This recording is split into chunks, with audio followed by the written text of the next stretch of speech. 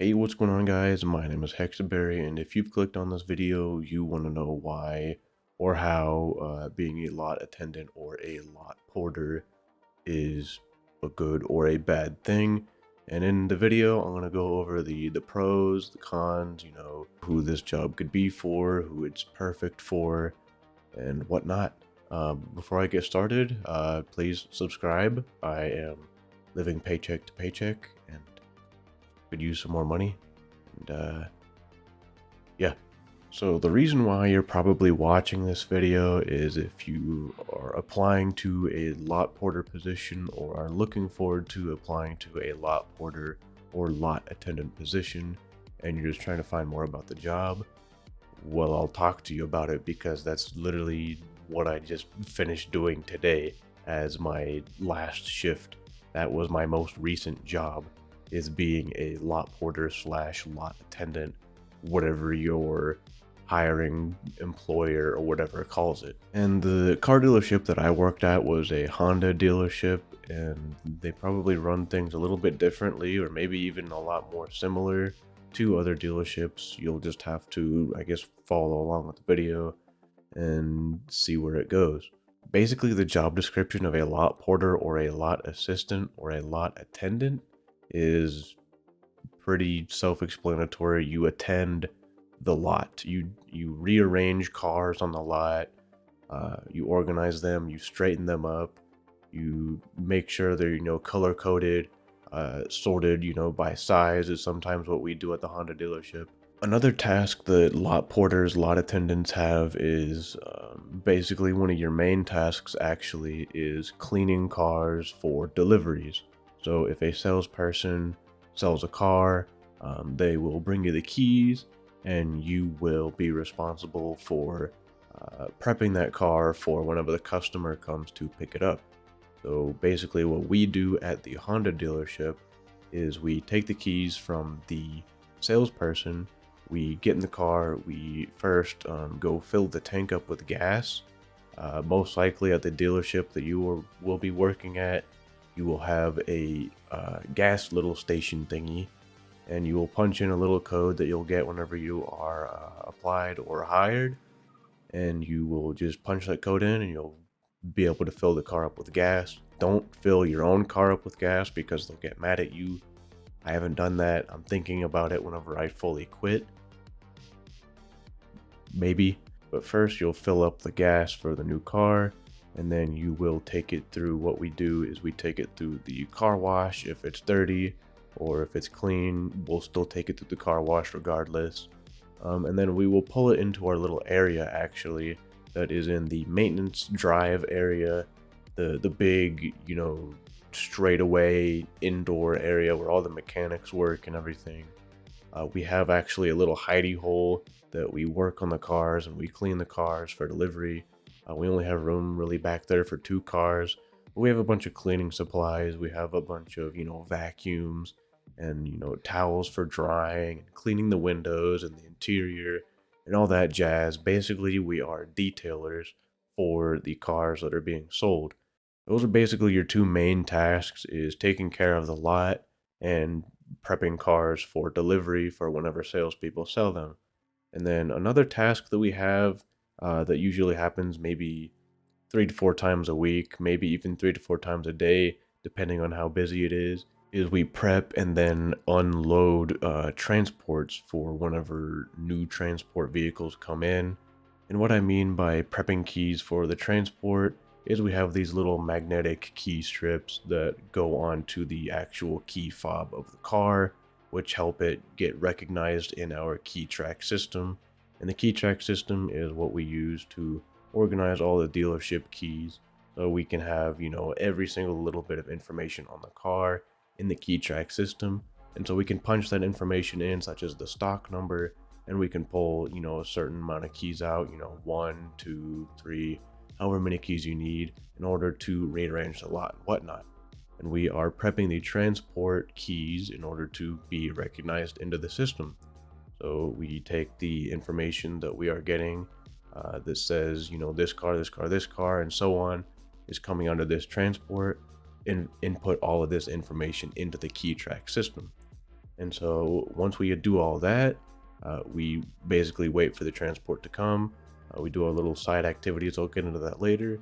And then when the transport comes, we take all of the keys that we have back in our little area. We go out and we unload the truck. We waited for the truck driver to unload all the cars, and they put them in a nice little row and everything sometimes. And we walked around each car, inspected it and everything, make sure there was no dents or anything. And then we bring the cars into the little area called, the bullpen is what our dealership calls it. We park it in the ready for service area so they can, go into maintenance on the car, prep it for, test drives, sales, putting on the lot, basically ready for sale. And so basically, I guess you have 3 main tasks at the dealership as a lot attendant slash lot porter. I'll go through them now, as just a summary. One, you are basically attending the lot, is what the name of the lot porter slash lot attendant is. Just make sure everything looks good on the lot. 2 is cleaning the cars for delivery for whenever a salesperson sells something. And then 3 is just prepping and then unloading a transport truck and sending it out to the service area. And those are your 3 main tasks when it comes to being a lot attendant slash lot porter. And then you'll have these side activities, or side quests is what I like to call them. And here comes the fun part whenever, you apply and you're hired as a lot attendant slash lot porter, is they don't really tell you that you're basically the janitor of the dealership. You are responsible for cleaning out the break room, mopping the floors, picking up all the trash around the showroom and everything, cleaning up your area, organizing the area for cleans for delivery. You're responsible for taking out all the trashes around the showroom and everything. You're responsible for picking up any trash you find outside, if you care to go outside and look. And you're also responsible for randomly giving customers car washes, for whatever reason. They couldn't even be buying anything or anything. The front desk lady at our Honda dealership, she literally just told us, hey, we have to do a car wash. And we take the customer's 2002 Buick something mobile and we run it through the car wash because they asked. And we get haggled for that a lot. Another stupid side quest that we have at the dealership is cleaning demo cars. And what demo cars are is basically the owner of the dealership at the Honda dealership pays for the other managers' rental cars, basically. They get to pick out their own special, unique, car from the dealership. And our owner pays to take care of them for forever, I guess, until they decide to sell them or something.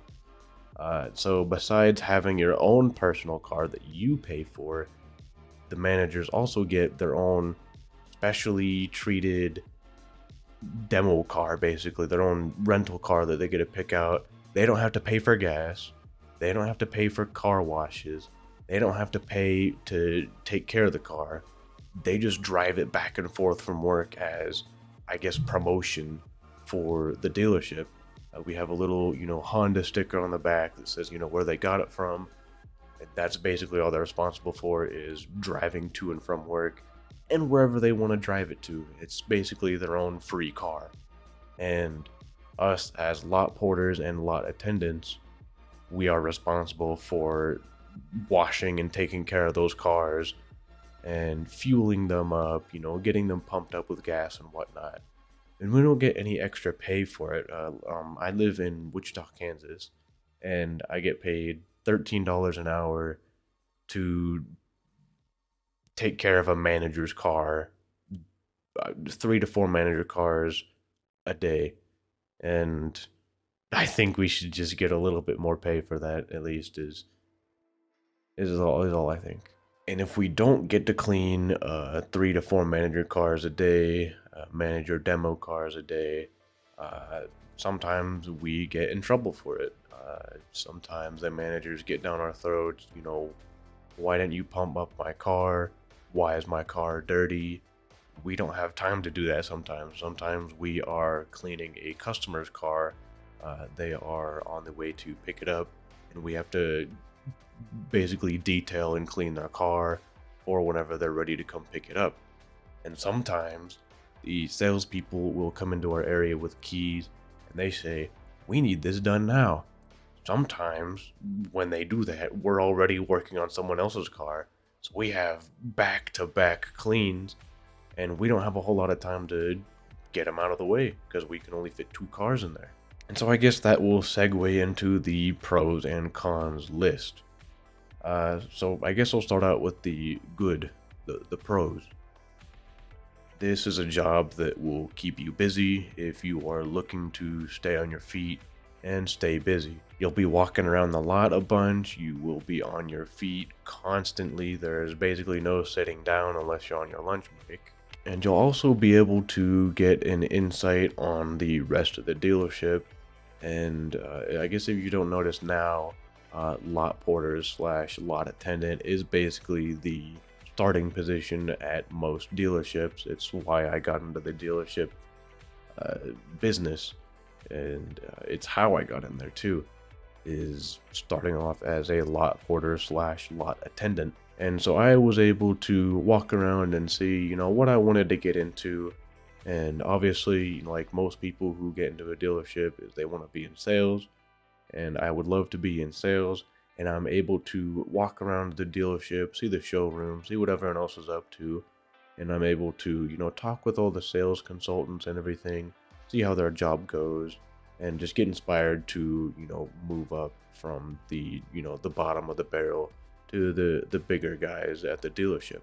And whenever you're a lot attendant, you can walk around and see what else you want to move up to. Most car dealerships, they hire from within is what they call it, and basically you will most likely be promoted to a different position relatively quickly. Another good thing about being a lot attendant is that you get to drive some pretty cool cars. I'm actually learning how to drive stick shift on a Honda Civic Si. And whenever we get them in stock and everything, before we sell them, I get to basically teach myself how to drive stick shift. And it's a pretty neat experience. And I'm, not good at it at all, but it's just fun to learn. And it's fun to experience new cars before, usually anyone else can.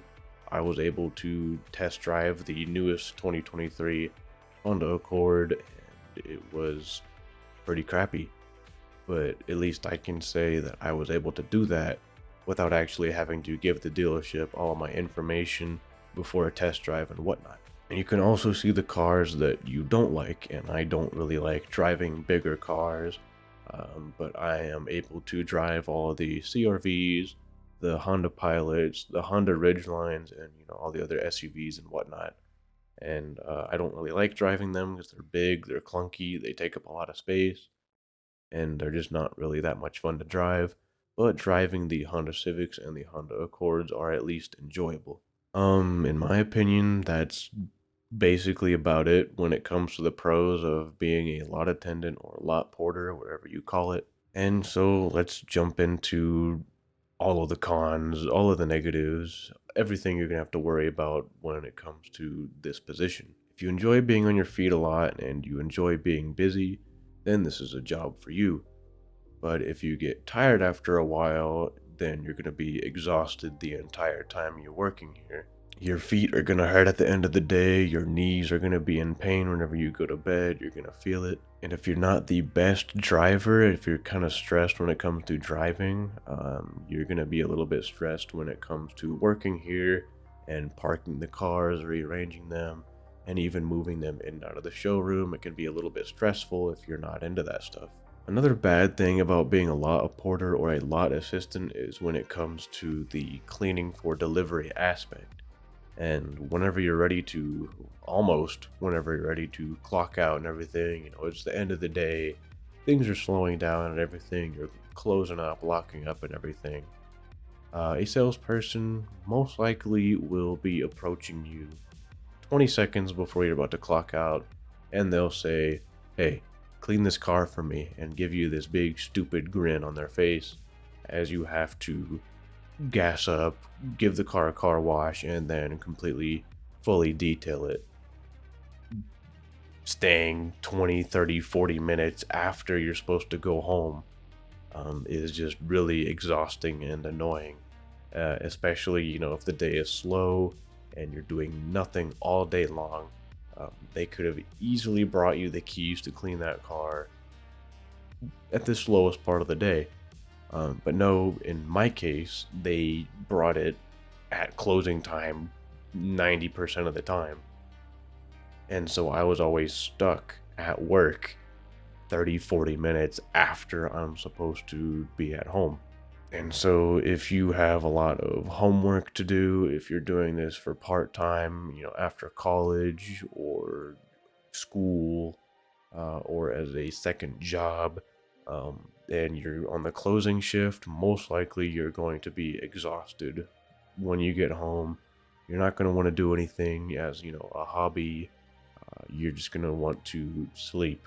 And like today on my last shift as a lot porter slash lot attendant is basically the last straw for me, and I'm glad I'm done with that position, is that it might change from dealership to dealership. And for my dealership, it was actually labeled as the best place to work. I had more fun, surprisingly, working at Wendy's after high school. I think this is the most mentally draining position I could have ever applied for. And I am just happy that I am moving over to a different position. What I was getting into earlier is, this ranges from, dealership to dealership, but my Honda dealership, most of the managers and coworkers and everything just had absolutely horrible communication. And today, being my last day as a porter, lot attendant, whatever, was, the last straw, as I mentioned earlier. Their communication is just horrible, horrible, horrible. I wasn't sure if there was going to be a sale or not at the end of the day, and I was stuck there until 7:30, not even sure if the salesperson finished the sale or not. And we had 2 sales going on at the time, 2 deals is what they said. And nobody was even sure, if we were gonna have to clean them tonight or not. The manager's just silent the whole time. And so we're back in our area waiting and waiting, and I got tired of it. We all went up to the front, and the manager was basically saying, oh, you'll have to wait a little bit longer, but I'm sure, not all 3 of you at the time, there was just 3 of us closing. He said, I'm not sure all 3 of you are gonna have to, be here tonight. And that was my cue to leave. I just left. I was tired of that day. I was just tired. I was there from 10 to 7:30. I wasn't having fun. I was ready to be done with the position. And that was my cue to go home and just be done. And then comes the coworker part. I have these. I'm not gonna name names. These 2 coworkers that just yap at each other. They argue every single day, and it's just so annoying. They talk behind each other's backs to me. This guy wants to start his own detail business. He's been trying to get into the detail department for over a year now, and they're just not letting him go because nobody's leaving detail. Everyone loves it in detail, and there's no openings. And he just complains and complains, and oh, I want to get into detail, but they're not letting me. I just don't care anymore. I'm done. I'm done. I'm done. I was a lot porter for 3 months, and he said it for 3 months straight. And it was just tired of hearing him complain all day long. But surely it won't be as bad for you whenever you apply as a lot porter. Hopefully you fit the job description. Hopefully you are, good on your feet, quick, easy to, manage time and everything. Time is a pretty important thing when it comes to this job. And if you can't manage your time well, then you're just gonna be stressed out. If you do actually end up applying to the lot porter slash lot attendant position, let me know what dealership you actually apply to, because some dealerships are different than others, and I would like to hear how different it is. If you are already a lot porter or lot assistant, let me know how your job was going, because my position was just absolutely miserable. But I think that's where I'm going to end today's video. Thank you guys so much for watching. And again, if you haven't heard it before, subscribe. I am living paycheck to paycheck, and it is just not fun. I am trying to make it in the world. And if you enjoy auto industry content, racing game content, subscribe. And that's about it. See ya. Outro, outro, outro, outro. I think this will be my new outro. This new beat is pretty funky. I'm sorry, Slans. Please subscribe so I can buy a cooler car that is not boring. I'd appreciate it if you did that. Share with your friends. You won't fail the cringe test with Hexaberry's racing content. Subscribe.